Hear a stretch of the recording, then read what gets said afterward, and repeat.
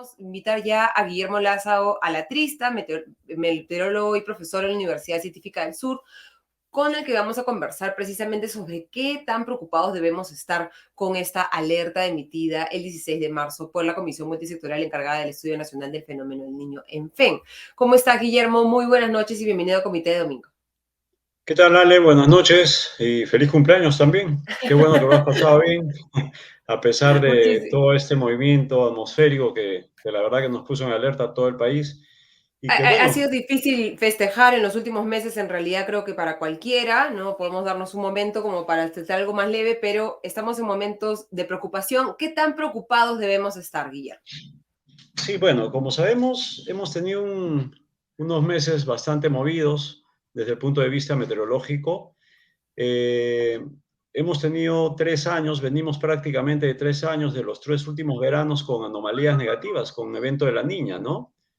Que eso de alguna manera condicionaba, digamos, las temperaturas del agua de mar, que estaban por debajo de los promedios normales, muy fríos, y eso se asocia o se asociaba también a las temperaturas de ambiente. Sabemos que el mar es un termorregulador y mientras las temperaturas estén cálidas o frías, como en los veranos anteriores, eso condiciona también las temperaturas del ambiente.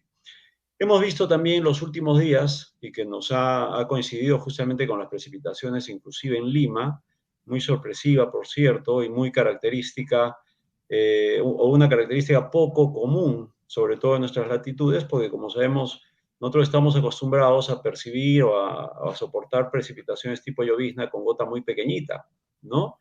Ujú.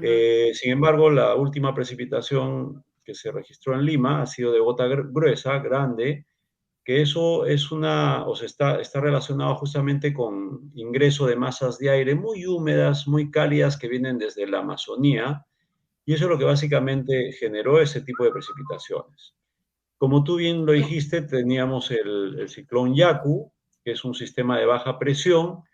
En nuestro hemisferio, los sistemas de baja presión tienen una circulación en sentido de las agujas del reloj, ¿no? Entonces, cuando estaba posicionado sobre la costa norte del país, definitivamente esa circulación en sentido horario generaba una advección, una inyección, si se quiere, de masas de aire desde el Ecuador hacia el sur, ¿no? Y como esa circulación ciclónica, denominada baja presión o ciclón, tiene a su vez en la vertical movimientos ascendentes. Al tener esos Ujú. movimientos ascendentes, eso es lo que propicia la formación de nubes y, por supuesto, la generación de lluvias cuando hay mucho contenido de humedad y teniendo en cuenta que otro ingrediente, por ejemplo, las temperaturas del agua de mar estaban ya muy calientes también, eso propicia la formación de este tipo de fenómenos, ¿no? Entonces, hemos tenido temperaturas y precipitaciones muy extremas, sobre todo en la costa norte, y hemos visto, ahí estamos viendo algunas imágenes también, Ujú.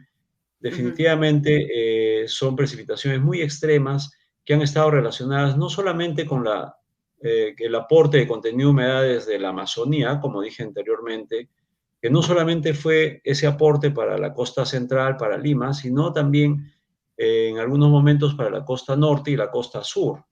Y en Ujú. general para el país, ¿no? Porque teníamos una configuración de acuerdo a unos movimientos atmosféricos que condicionaban justamente ese aporte de contenido de humedades de la atmósfera y que venían, digamos, desde la Amazonía, ¿no? Entonces eso propició la formación de estos fenómenos y estas precipitaciones. Conforme se fue Digamos, desplazando, es una conjunción de efectos, o sea, es el ciclón Yaku en el océano al oeste del país, más una acumulación mayor a la, digamos, normal, entre comillas, que viene desde la Amazonía y por eso estamos viendo estas lluvias tan fuertes, si lo entiendo sí, correctamente. precisamente los eventos muy extremos de precipitaciones fue justamente esa combinación de factores, ¿no? Entonces, Ujú. definitivamente que Yaku tuvo un aporte muy significativo de contenido de precipitaciones, justamente por la configuración, ¿no? Ujú. Como decía, conforme ya se fue alejando, la relación que había prácticamente era ya muy inexistente, ¿no? Ujú. Entonces, ya las lluvias se producían justamente por el aporte de contenido de humedad desde la Amazonía.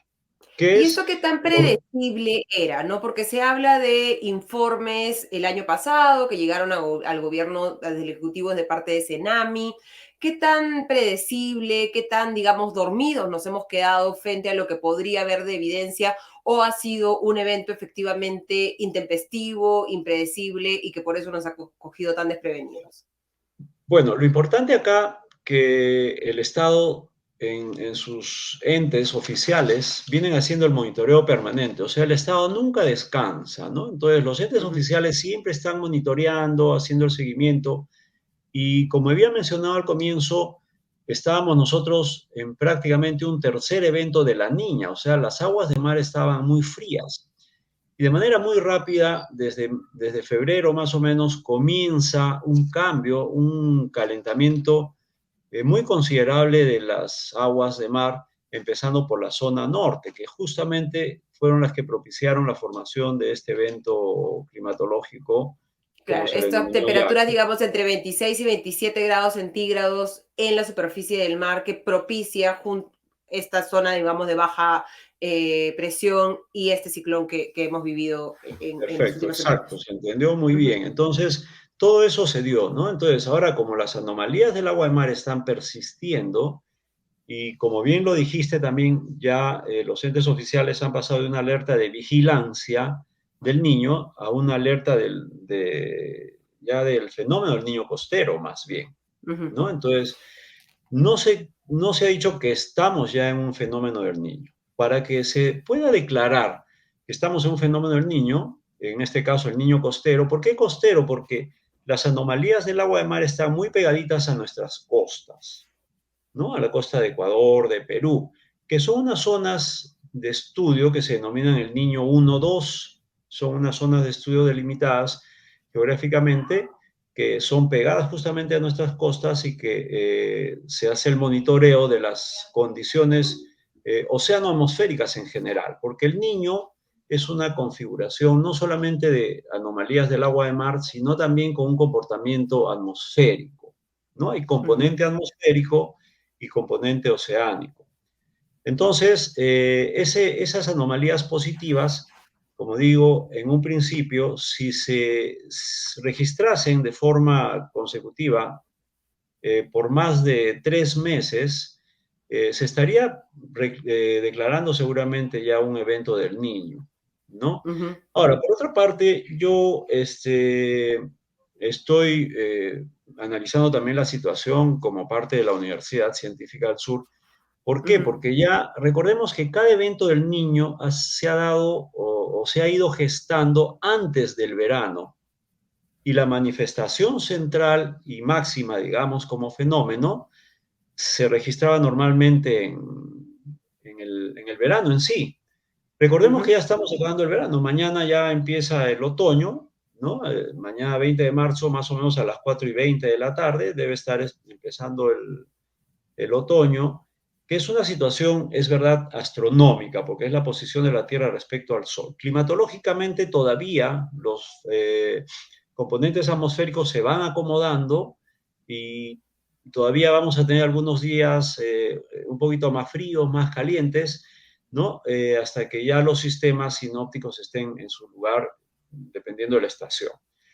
ujú, Pero, claro, se ha hecho el monitoreo porque el cambio de temperaturas o la alerta, porque el cambio de ujú. temperatura de la superficie del mar ha cambiado muy rápidamente desde febrero, como digo, y esa anomalía ya se está extendiendo prácticamente hasta la costa central, casi sur.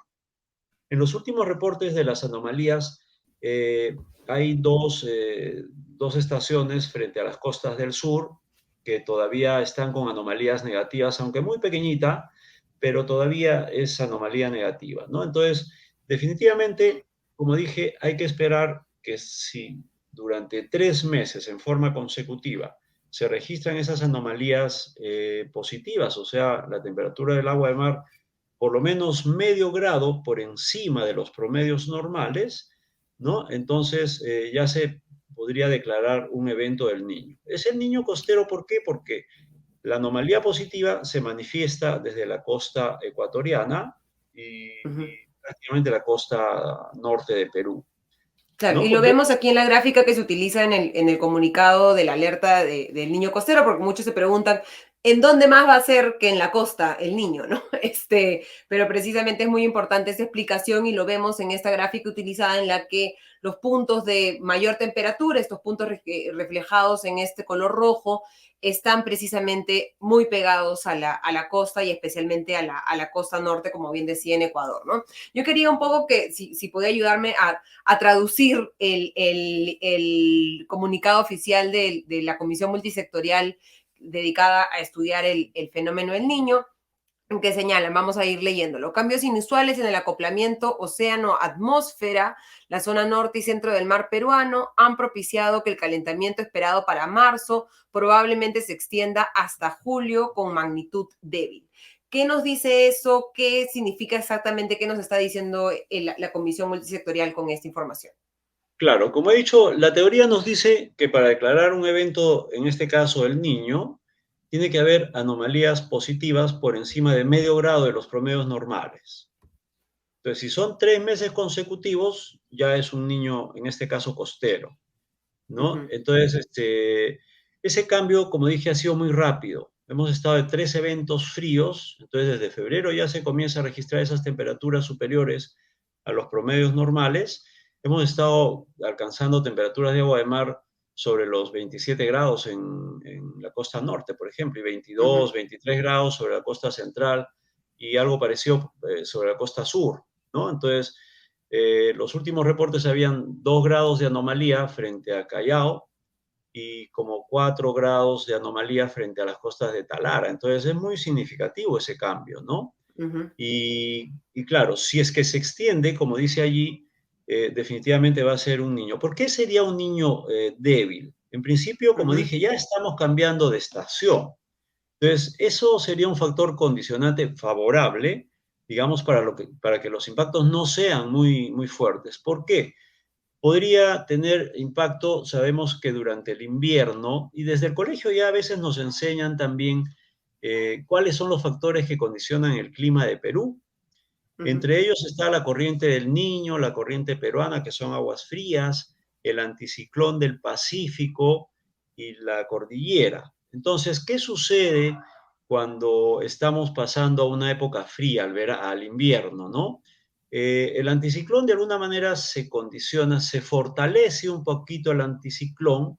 Entonces, el anticiclón, a diferencia de Yaku, que es una baja presión, es una alta presión que gira en el Pacífico Sur y que gira más bien en sentido antihorario. Está, digamos, al oeste de nuestras costas, pero ese sentido antihorario genera también un impulso de masas de aire frías desde el sur, uh -huh. ¿no? Y además, la corriente peruana, que es de aguas frías, ya en invierno discurre de sur a norte. Entonces, son aguas frías también. Hay que entender que conforme yo me aleje del Ecuador, todas esas condiciones son mucho más frías y menos húmedas, ¿no? Ujú. Entonces, eso podría ser un factor condicionante para que el evento sea un evento, muy probablemente, evento débil. ¿Qué Pero señales de alerta tendríamos que estar atentos para que esa perspectiva que tenemos hoy de que podría ser un fenómeno el niño costero débil cambien y podamos esperar un fenómeno el niño de mayor magnitud? como dije, uno de los factores condicionantes, y lo mencioné también, el niño, no nos Ujú, olvidemos, es una confluencia de factores tanto atmosféricos como oceánicos, ¿no? ujú, ¿Qué sucede? No sé, para explicarlo bien bonito, todos creo que hemos visto a Rapunzel ujú, enredados. Entonces, cuando los padres festejan el cumpleaños de Rapunzel, sueltan unos lamparines que se pusieron muy de moda acá. Entonces, ¿qué sí, sucede con esos lamparines? Esa pequeña porción de atmósfera es calentada por esa velita. Entonces, al estar el aire caliente, ¿qué sucede? Comienza a ascender. subir. Exactamente Ujú, sucede en la atmósfera. Claro que una escala mucho mayor, pero eso es lo que sucede. Entonces, al tener las anomalías positivas, el agua caliente del mar condiciona que la atmósfera, la temperatura del ambiente, de la atmósfera, sea también más caliente. Entonces, ¿qué va a suceder? Movimientos ascendentes. Eso propicia la ujú, formación de nubes. Eso ujú. por un Y por lo lado. tanto Y de también lluvias. Ujú, Así es. Y también, si hay mayor cantidad de temperatura, mayor movimiento ascendente, eso quiere decir que los valores de la presión atmosférica disminuyen. Entonces, los valores de la alta presión disminuyen también y además la alta presión es el generador de los llamados vientos alisios, que son unos vientos que recorren de sureste hacia el noreste, noroeste. Entonces, cuando esta situación está, el agua de mar está caliente, ¿qué pasa con esta situación? El anticiclón se debilita y se debilitan también los vientos, ¿no? Los vientos alisios. Entonces, y todo lo contrario sucede, por ejemplo, cuando estamos en una niña. ¿Qué es lo que ha estado sucediendo? Los valores del anticiclón muy altos, la presión incrementaba, entonces los vientos también se fortalecían justamente por ese giro que tenía el anticiclón. Entonces, ¿qué factores tendríamos que estar atentos?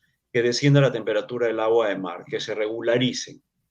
Si ujú. hay una tendencia a disminuir esa anomalía positiva, más bien condicionaría para que no se presente y no se declare un fenómeno del niño, como en este caso el niño costero, ¿no? Ujú. Eso sería un indicador muy importante, ¿no? Que eso, El clima, digamos, la claro, la temperatura variación, atmosférica. así es, la variación de la temperatura del agua de mar va a condicionar también la variación de los parámetros atmosféricos, ¿no? Ujú, Entonces, ahí se modificarían también los vientos alisios, se fortifican un poco y permitiría también, digamos, la presencia de la corriente peruana, que son de aguas frías y discurre de sur a norte, entonces va a enfriar un poquito la temperatura. ¿Y qué pasa cuando hay ujú. aguas frías? Inhibe también la evaporación, ¿no? Es como cuando yo hago hervir agua en una tetera, Y le pongo un comienza chorro a de agua hervir, helada. comienza a evaporar, sale el humito, Ujú, ¿no? Es un indicador ujú, básico. Pero si le echo un poco más de agua helada, como bien lo estás diciendo tú, se inhibe esa evaporación. Eso mismo sucede en la ujú. atmósfera, Y eso ¿no? es lo que, digamos, Entonces, tenemos que rezar que suceda. así es. Habría que ver, se Ujú, está haciendo el monitoreo de forma continua con respecto a la modificación de estas anomalías y eso es lo que condicionaría. Un factor importante, como dije, es que ya estamos terminando el verano. Entonces, eso ujú. podría condicionar a que los sistemas oceanoatmosféricos también se reacomoden y favorezcan, digamos, para que no siga persistiendo esa anomalía positiva. Lo que llama la Si se da atención un es el fenómeno, sí, cambio, te dígame. escucho, Decía que llama la atención el cambio de la temperatura, digamos, más o menos claro, brusco que hemos tenido, tan ¿no? abrupto, porque como te digo, hemos estado prácticamente en 3 veranos con anomalías negativas, mucho frío, o sea, la niña. Y ¿Y sin existen embargo, en un antecedentes mes, de eso, de estos cambios tan repentinos? ¿A qué se deben? ¿Cómo podemos explicarlo?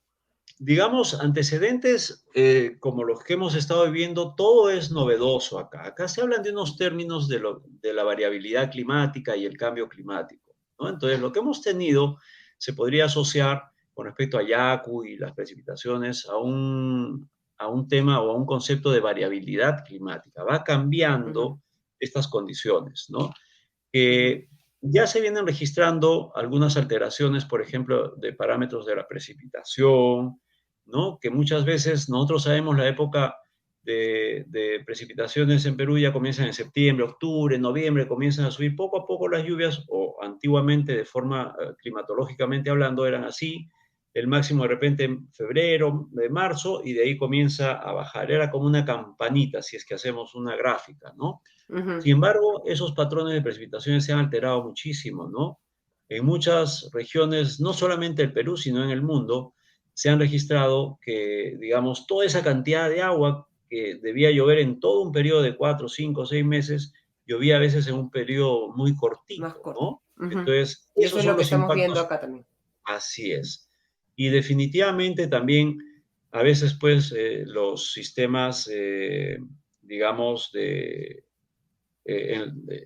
ingeniería en las ciudades no han sido bien elaborados o no se tiene el mantenimiento porque pareciera un tema ya cultural que no tenemos esa situación de prevención, ¿no? Esa motivación de prevención, como es en otros países, ¿no? En otros países donde los eventos y los climas son muy extremos, termina la época de verano, por ejemplo, y ya la gente está arreglando sus techos para resistir y pasar el invierno y así sucesivamente, ¿no? Entonces yo espero, Pero acá como estamos tratando de reconstruir y nos caen unas lluvias encima, no solamente en el ciclo, digamos, más grave del último fenómeno El Niño 2017 hasta el momento, sino también durante el año, ¿no? En que no aprovechamos bien las temporadas secas para acelerar las obras que se tienen que hacer para prepararnos, incluso para las lluvias normales y con mucha más razón para lluvias fuera de lo normales como estamos viendo.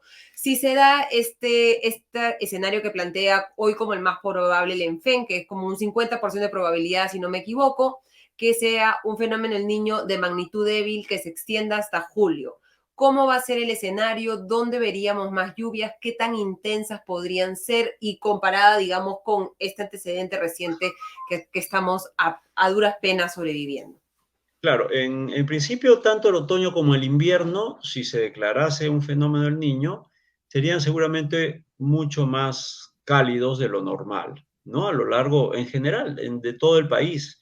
Si bien es cierto, la afectación directa es con respecto a la zona costera, pero hay que tener en cuenta que esta es una situación oceano-atmosférica y que condiciona muchas veces también la variabilidad climática en la sierra y en la selva, ¿no? Uh -huh, Entonces, todo lo que pueda suceder en nuestras latitudes se puede ver reflejado en otras latitudes, ¿no?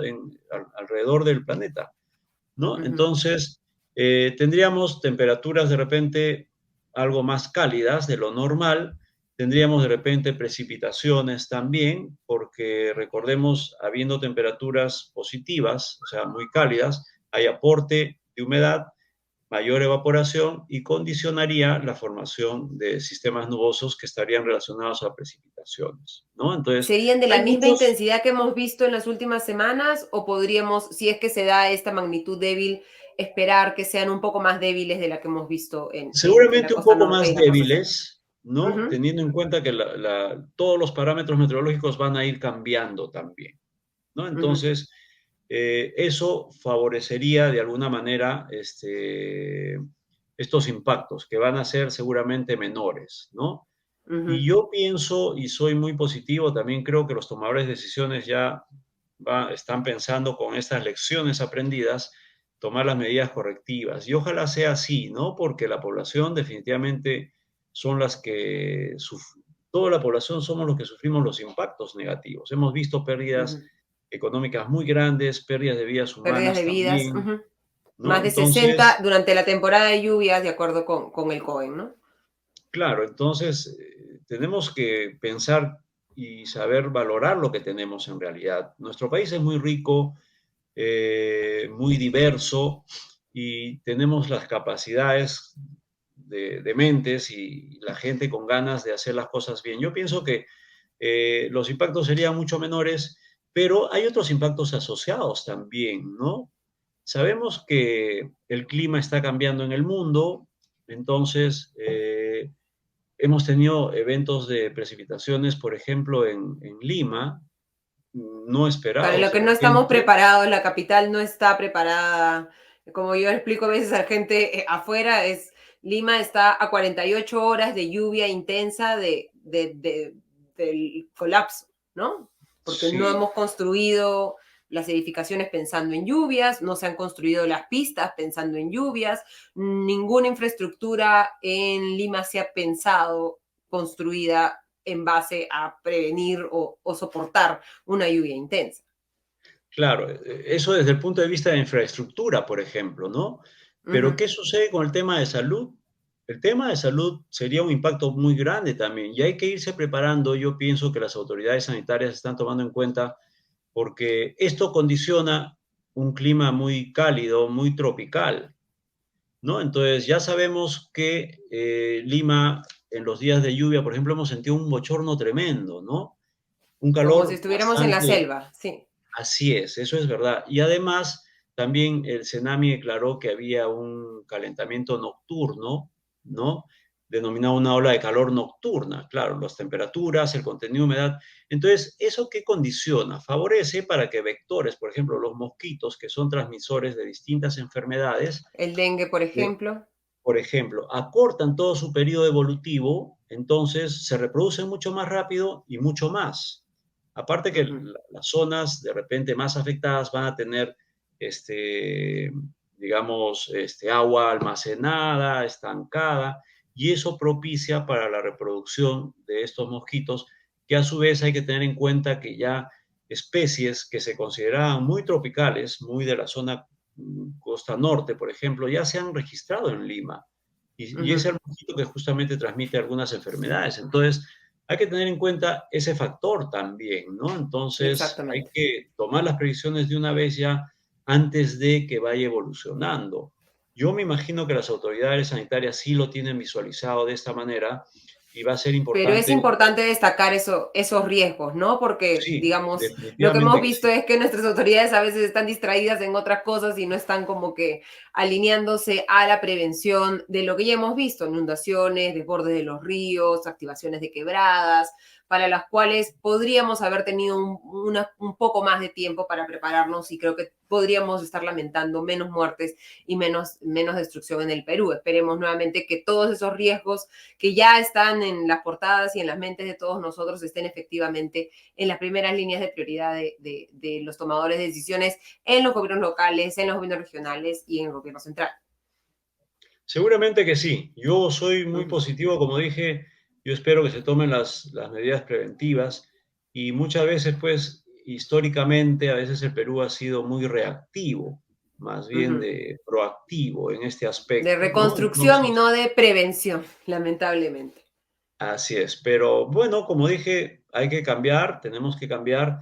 Ya las condiciones están, los sistemas de alerta temprana, por ejemplo, están funcionando bastante bien. O sea, Ujú. podemos ver todo ese esfuerzo que el mismo Estado hace, ¿no? Entonces, que todo ese esfuerzo se vea complementado justamente con las medidas de prevención, por ejemplo, como tú lo mencionabas, el tema de la infraestructura, el tema de salud. Hoy en día hemos estado golpeados a nivel mundial también por esta pandemia y Ujú. esperemos que no volvamos a ver este tipo de enfermedades que inclusive tanto enfermedades nuevas como enfermedades que pensábamos ya erradicadas se están nuevamente registrando, ¿no? Entonces, Ujú. es el momento para verlo desde ese punto de vista también, ¿no? Ya ha Exactamente. habido un condicionamiento, temperaturas altas, bastante contenido de humedad, con la activación de las quebradas, la entrada de los ríos, entonces el incremento de los aforos, de los caudales, eso va a propiciar seguramente la reproducción de los vectores. Entonces sería el momento de tomar medidas ya en este instante, ¿no? Para minimizar esos impactos a la salud. Perfecto. Muchísimas gracias por haber estado con nosotros en esta noche en Comité de Domingo y traernos esta idea bastante bien explicada de qué es lo que está sucediendo, qué podría suceder y qué riesgos son los que tenemos que tener ahí en la mira para cambiar, digamos, ese estilo en el país de solo pensar en la reconstrucción y más bien, ojalá esta vez sí, ser un poco más precavidos. Muchísimas gracias. Hasta la próxima. Muchas gracias también.